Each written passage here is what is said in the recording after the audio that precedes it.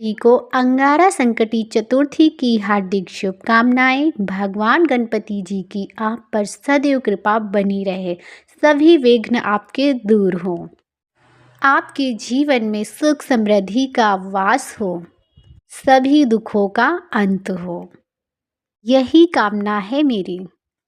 प्रेम से बोलिए विघ्नहर्ता भगवान गणेश जी की जय।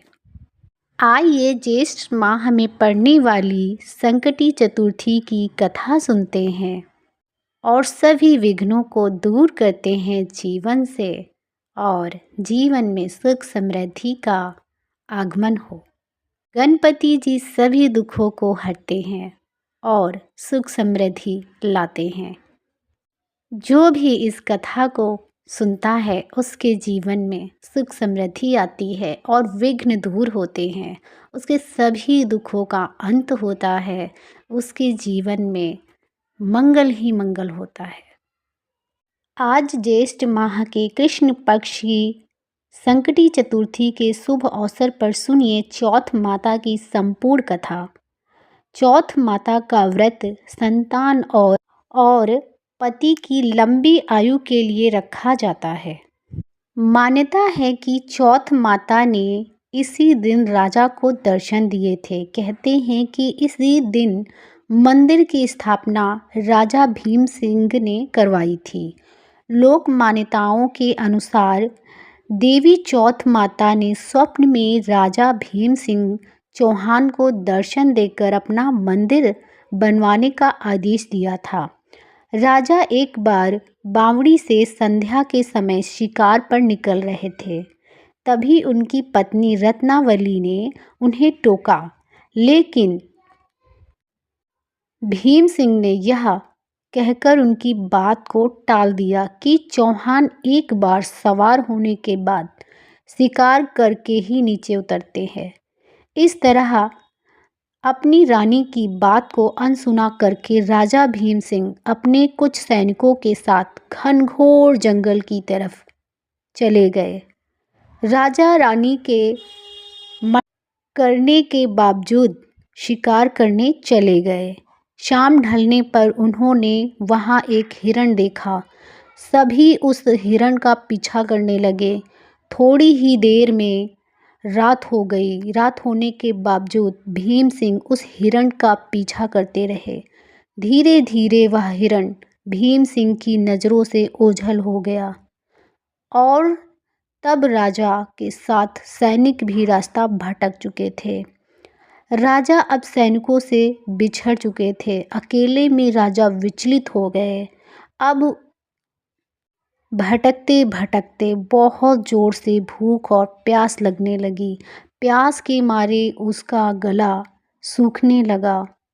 उसने इधर उधर पानी की तलाश की, लेकिन पानी को इधर उधर देखा पर नहीं मिला।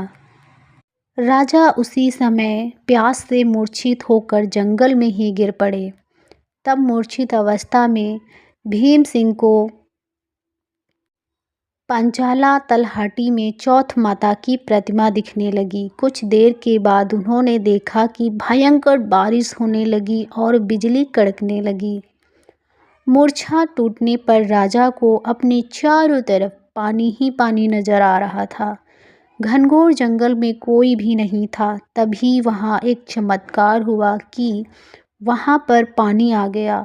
राजा ने पहले पानी पिया, फिर वही अंधकार भरी रात में एक दिव्य और कांतिमान बालिका पर उनकी नज़र पड़ी। वह कन्या उस समय खेल रही थी।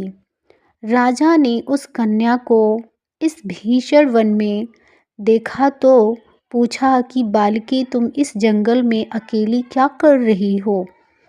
तुम्हारे माँ बाप कहाँ हैं? पर कन्या ने तोतली वाणी में कहा, हे राजन, तुम यह बताओ कि तुम्हारी प्यास बुझी या नहीं।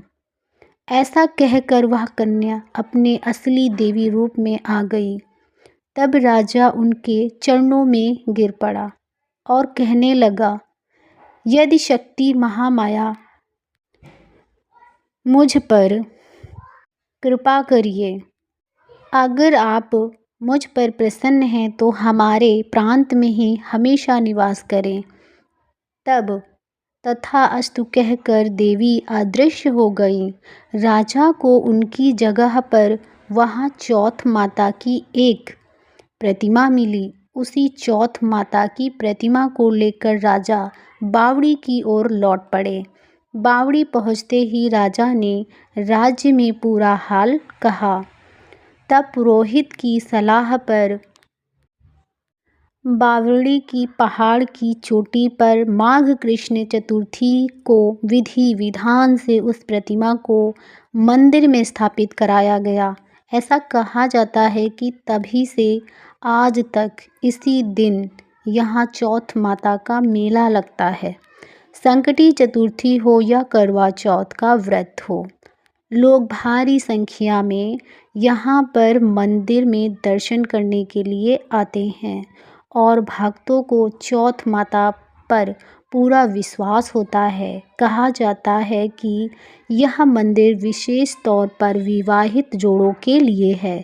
सुहागन स्त्रियां चौथ माता के त्योहार के अवसर पर यह अपने सुहाग की रक्षा के लिए प्रार्थना करती हैं। ऐसी मान्यता है कि चौथ माता देवी गौरी का ही एक रूप है और उनकी पूजा करने से अखंड सौभाग्य का वरदान तो मिलता ही है, साथ ही दाम्पत्य जीवन में भी सुख बढ़ता है और परिवार के सभी सदस्य भी सुखी और निरोगी रहते हैं। संतान की उम्र लंबी होती है और चौथ माता की कृपा से परिवार में कभी कोई विपत्ति नहीं आती है। चौथ माता का मुख्य और प्रसिद्ध मेला राजस्थान के सवाई माधोपुर जिले के चौथ का बावड़ी कस्बे में स्थापित है। माता के मंदिर में लगता है। यह मेला विशेष रूप से माघ महीने के तिल चौथ संकटी चतुर्थी पर आयोजित किया जाता है, जिसे लक्खी मेला भी कहा जाता है।